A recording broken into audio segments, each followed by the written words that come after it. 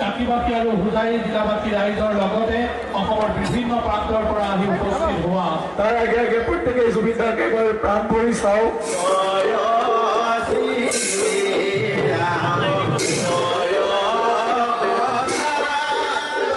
ইমান এটা গভীৰ আয়োজন, এইটো অনন্তপৰৰ এটা আয়োজন, অনন্ত যাত্ৰাৰ আয়োজন, অনন্ত যাত্ৰাৰ যুগজয়ী আয়োজন। গতিকে ইয়াৰ ওপৰত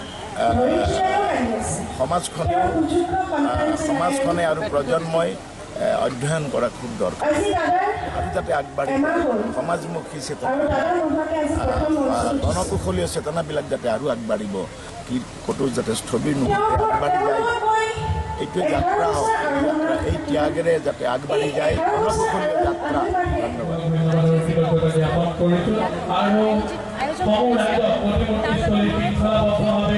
যে তেখেতক ৰাইজে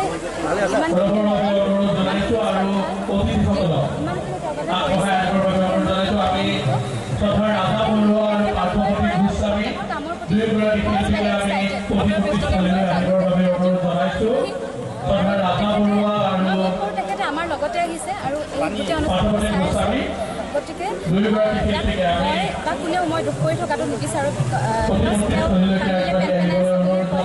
গতিকে সকলোৱে হাঁহি মুখে আজি এই অনুষ্ঠানটো উপভোগ কৰাটো আৰু যিটো তেওঁৰ প্ৰতিমূৰ্তি হৈছে সেইটো চোৱাটো মই বিচাৰোঁ। আজি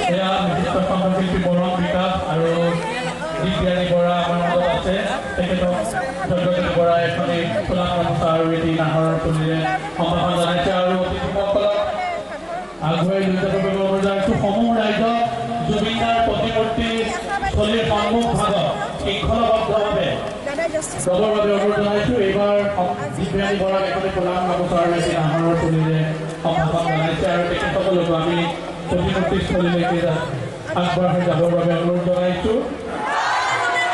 জুবিন দা